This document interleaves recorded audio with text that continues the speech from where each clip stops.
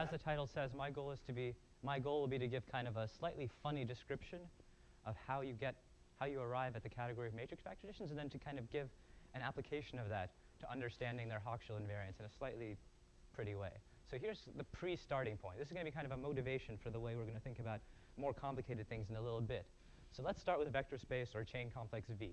So here are two types of extra structure that we could try to give to this vector space. One is we could try to put it over the punctured affine line, put it over GM, make it KXX inverse linear. And the other, so that just corresponds to an invertible endomorphism. The other is we could let Z act on V, and that also corresponds to an invertible endomorphism. And this is the discrete version because Z is discrete. There's also an infinitesimal variant where we replace Z by the trivial Lie algebra in rank 1.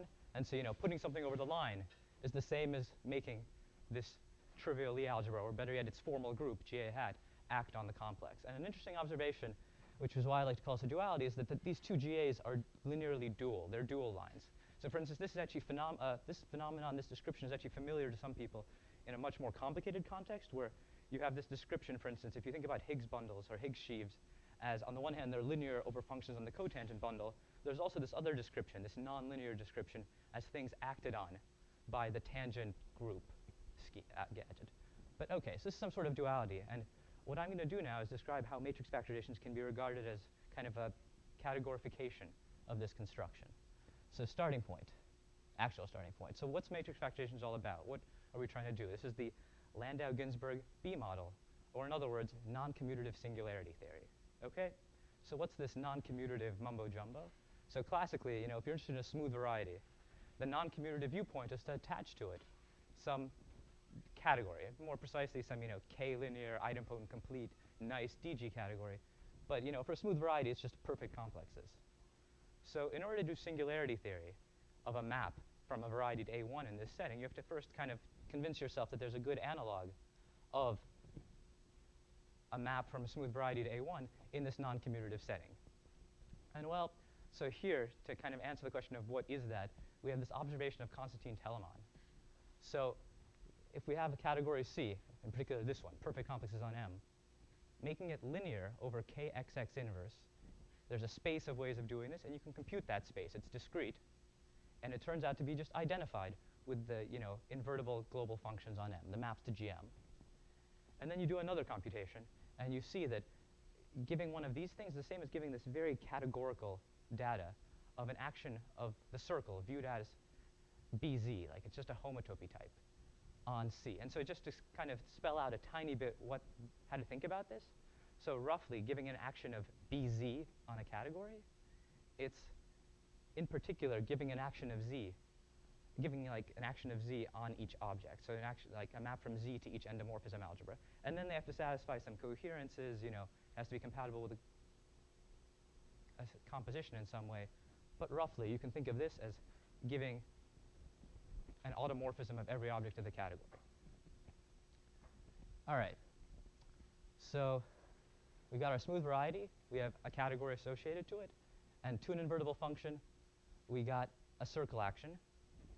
And now, how do I get to matrix factorization? So the first step is, let's take the fiber, or if the function is bad, the derived fiber, but ignore that. Let's take the fiber of the variety over 1. And then you can ask, given a group acting on something, you can take invariance and covariance. So for instance, if that group is like the circle, when you do that, the thing you get, if there's some sort of linearity involved, will be linear over cochains on BS1, on CP infinity, which is, as an algebra, is this thing, k adjoint beta, beta in degree -2.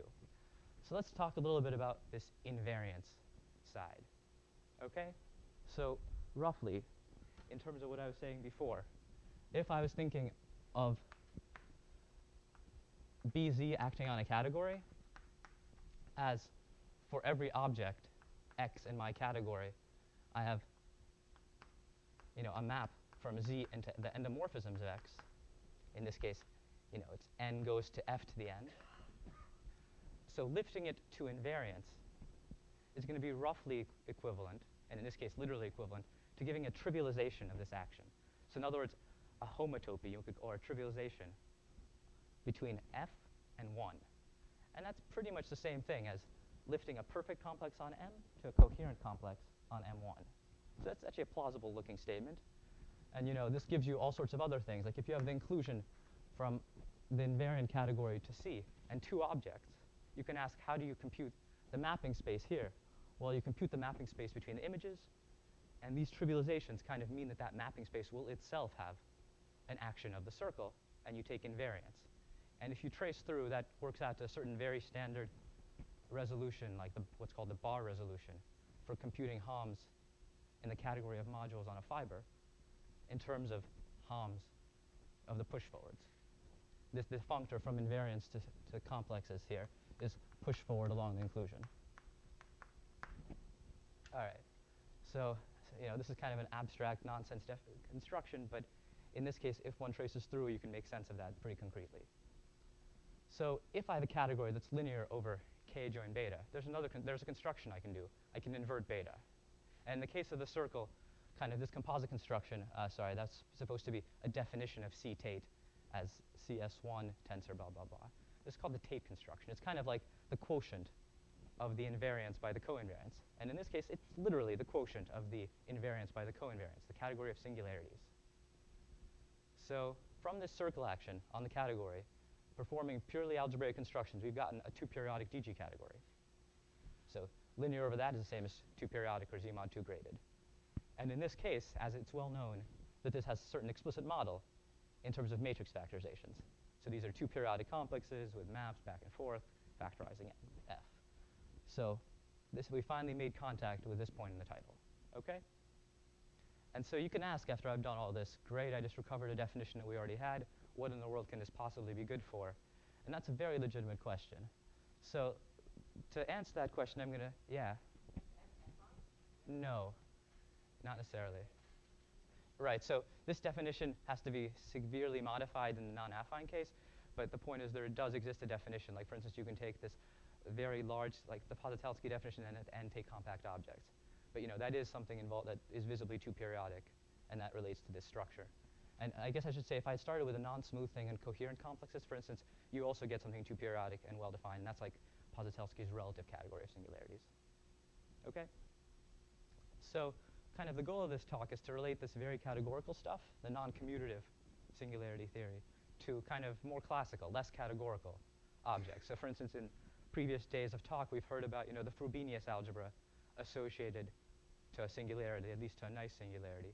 And you might want to ask, are there some linear invariants of this category which are like that? Well, of course, there's a standard construction from a DG category to various linear algebraic data, namely taking these things called Hochschild invariance and Hochschild invariance. So Hochschild cohomology, Hochschild homology. And just to clarify this notation, the bullet means I'm not actually taking homology or cohomology. This is, for instance, some model of the complexes. But yeah, so our linear complexes, in this case, 2-periodic complexes. And well, one good thing about these complexes is that they're functorially attached. So if I have a group acting on a category, the group will act on the associated complexes. And there are certain natural comparison maps. So get a circle action, and you get natural comparison maps from the Hochschild, let's say, cohomology of the Tate constructions. That's matrix factorizations here with its 2-periodic structure, to the analogous construction at the level of chain complexes. And there's kind of just as a little cheat. These constructions at the level of chain complexes have explicit models. So if I have a complex V, a circle action on it is the same as a B operator. So that's a map from V to V shifted by 1, satisfying a certain B squared equals 0 condition. And in that case, for instance, V Tate is explicitly given by you take V, you adjoin beta, or you adjoin kind of a Laurent variable beta. It's the same one. It's also in homological degree -2. And then you take the differential to be the internal differential of V plus beta times this B operator. And of course, if you kind of do matrix factorization-y things, you know that formulas like this come up all the time. Or if you do, so it's good to have things like that. So here we come to the least formal part of this talk. This is kind of the thing that is not just pure category theory, but it involves actually a little bit of geometry. So there's a theorem due to Kevin Lin, Dan Pomerliano, and independently myself, that at least if you make the simplifying assumption that 1 is the only critical point of your function f, then these maps are equivalences.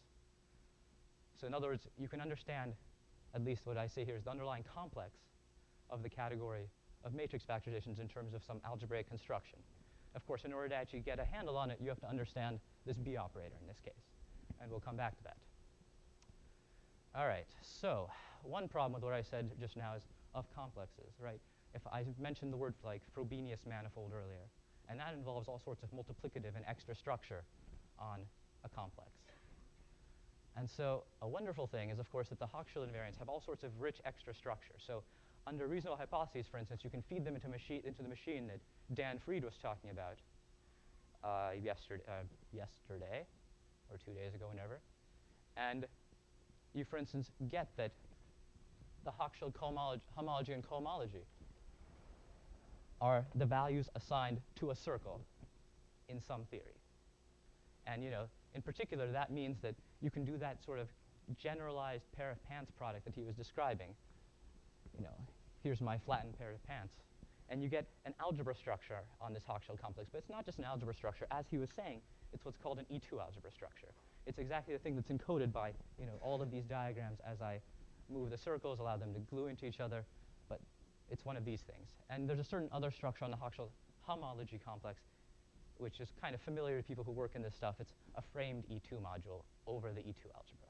So that the little f is basically denoting the fact that we're going to, at some point, remember a circle action corresponding to the de Rham differential. So because these are also functorially attached, what you get are circle actions on these gadgets with all of this extra structure. So in particular, that means I can lift this guy to an S1 equivariant E2 algebra, et cetera, et cetera. These natural maps automatically upgrade, and this theorem automatically upgrades, because being an equivalence is a property once you have a map. All right, so that's great. Now, as I was saying here, we want to actually compute this B operator, not just at the level of complexes, but giving a B operator on an E2 algebra is potentially much more complicated. You have to kind of give a lot of data to get an S1 equivariant E2 algebra. And so the goal now is going to be to figure out how to compute this. So here we run into complication, right? So E2 algebras, the way I describe them over here, are completely non-combinatorial gadgets. So it's difficult to say what it means to compute one, right? There are not that many examples of these that you can write down like a priori to even compare to. This is already an issue with trying to write down the E2 structure on like Hochschild invariants of perfect complexes. Okay? Well, and like for instance, the notion of formality doesn't actually make sense a priori, because when you take the homology of an E2 algebra, you don't get an E2 algebra, you get something else. And the thing that you get is a Gerstenhaber algebra. So this is something that is very combinatorial. It's just a nice mixing of a commutative algebra and a degree 1 Lie bracket. So it turns out that after making a certain universal auxiliary choice, there's a second way of going from E2 algebras to this purely combinatorial gadgets, or at least they're slightly more complicated homotopy invariant version, homotopy Gerstenhaber, which this DQ stands for dequantization. It's like adding up Kazhdan dequantization for people who like those words. So this gives you a construction which has the nice property that, at least over in a characteristic field, which is where we've been this whole time, it's invertible. E2 algebras are the same via this universal choice that we had to make once to homotopy Gerstenhaber algebras. And so now I have a more concrete goal about what compute means, right? It means I compute something that has, a commutative product, a Lie bracket, and a bunch of infinite correction terms, but that are kind of explicitly listed, or listable at least. Okay, so now that I've kind of framed the problem, the goal for the rest of the talk is going to be to make sense of this theorem, which is kind of actually an easy theorem, and this is kind of an imprecise formulation here. Namely that this equivariant, S1 equivariant E2 algebra, and the full package with its module, all that. First, it depends only on the E2 algebra Hochschild. Oh, so this notation is bad, I'm sorry. So that E2 algebra depends only on the Hochschild invariants of perfect complexes as an E2 algebra, together with a little bit of extra data, including the superpotential. In particular, it doesn't actually depend on the category C, except for the category C of perfect complexes. It doesn't depend on that, except for through this E2 algebra. And it has like the way in which it does not depend has an explicit description as what's called an adjoint, an E2 adjoint action. And I'll say what that is in a second. And the reason this is good is, so thanks to work of several people, who I'll mention, Dolgoshev, well, Tamark and Segan, the homotopy Gerstenhaber structure on Hochschild invariance of perfect complexes, you can give an explicit model for. It's given by the naive Gerstenhaber structure you would think it is. It's formal. So since the answer, the thing I want, depends only on that structure, and I have this wonderful formality theorem for that structure, I can leverage it once I understand, this part 2, this description well enough. I can leverage it to give kind of a nice explicit description that agrees with kind of our expectations. And I'll say what those expectations are later, of course. All right, so moving on. So first, it'll be convenient to work with Lie algebras. And so remember on that first slide, I had the discrete version involving Z, and then also an infinitesimal version involving BGA, or GA hat. So there's the same thing here. The issue is now BZ is replaced by BGA hat, which is a derived formal group. And to make sense of this, it's not necessarily trivial to make sense of a notion like that. And so the great thing is this notion is very robust, it turns out. So this is a theorem / definition with roughly 4 or 8 parts, depending how you count it. And you get to pick, so the bottom one's actually legitimately different from the rest, but the top 3 all equally well deserve to be called a BGA hat action. And you can pick any one of these to be comfortable with, and you'll get a reasonable definition and a reasonable theory. So roughly, you can think of it as a Lie algebra action, a DG Lie algebra action of k shifted by 1 on the category. And that isn't a defined notion a priori. But you can define it as a map of Lie algebras from k shifted by 1 to the shifted Hochschild complex. There's kind of a very abstract definition that I won't say anything about, other than if you like functors on Artin rings, the naive definition makes sense and works. Then there's the kind of approach that's closest to the classical one due to Kontsevich and all that, which is as a curved k-adjoint beta linear deformation of your category. And these form a space by, say, looking at the Maurer-Cartan Kahn complex.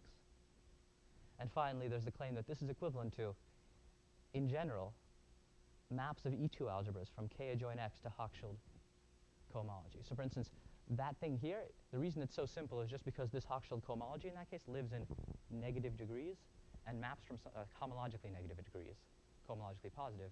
And maps of E2 algebras in that case are just the same as maps of discrete things. And then I'm just picking out an element. So in fact, these two are always equivalent. It's just this one that was the special simple thing in the case of interest. So what was this E2 adjoint action I was trying to talk about earlier? So what do we really want to understand? If you translate it into this funny formal moduli problem description, we have B squared GA hat. It maps to kind of the completion of the big space of DG categories at our category. That is encoding this action of BGA hat.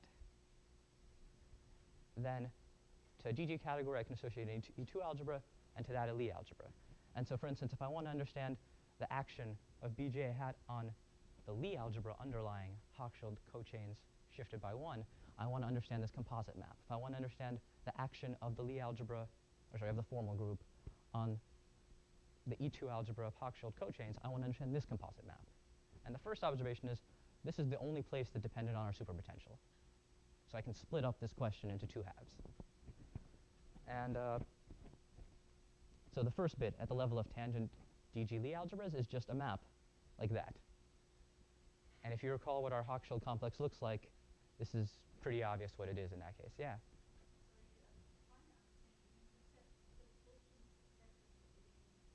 Yep.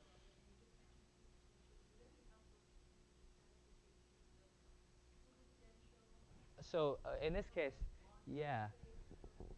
No, so I mean, so all I'm referring to, that's right, that's a great point. No, I'm referring to something far simpler. In my case, I'm just interested in, I have a smooth variety, and I have a map, which I'm calling the superpotential, from it to A1. This is like the easy finite dimensional case, right? This is the input to forming the category, like the category of matrix factorizations viewed as, well, yeah, right? And that's what W is there, and yeah. And so then there's this second bit. And at the level of DG Lie algebras, it's a map from the Hochschild complex shifted by 1 that controls deformations of our category, roughly, to the space of E2 derivations of the Hochschild complex, which is something you can actually get a handle on if you need to. And if I wanted to understand the Lie guy, it would be to the space of Lie derivations. And so there's a claim here that depends only on the E2 algebra. So rather than saying that claim, let me explain what these things actually are. I said they're the Lie adjoint action, which should be a familiar thing, and the E2 adjoint action, which should be a less familiar thing. So Lie adjoint action. So we know if you have a Lie algebra, it acts on itself, so it's a module over itself. But it turns out that the Lie bracket is also compatible with that.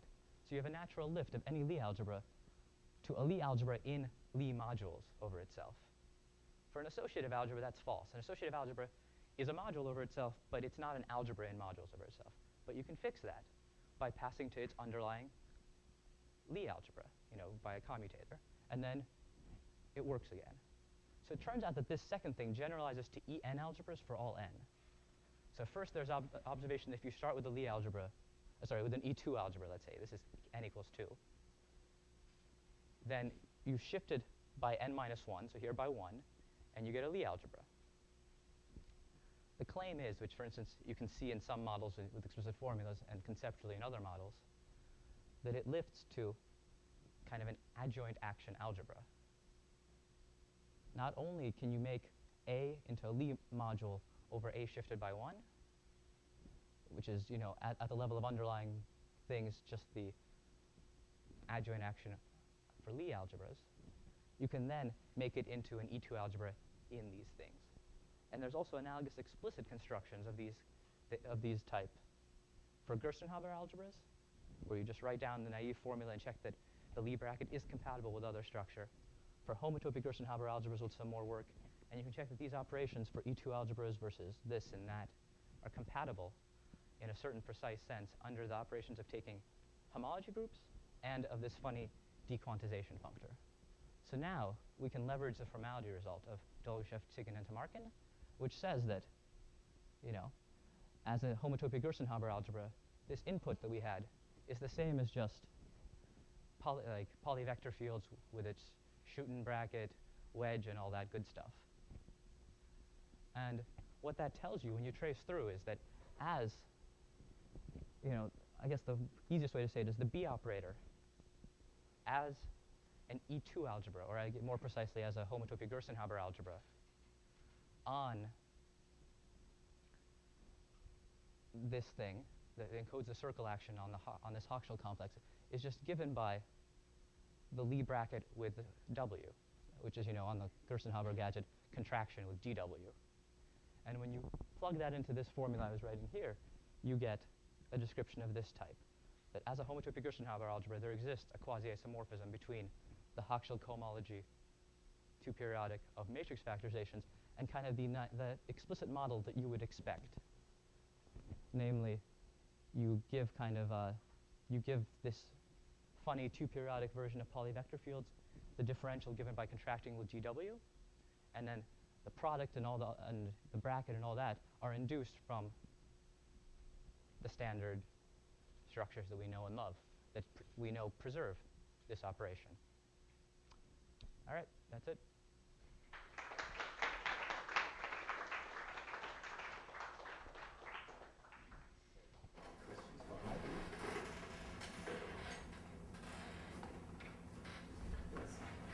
So you said this adjoint, if you get back a couple of slides where you have this picture of these two elements, This one? Yeah. So the first bit of tangent region A. So that's just W, right? As Yes. an element of K. Yes, right? that is exactly right. What is the second piece of data? Is it 0? Or Where's the second piece of data?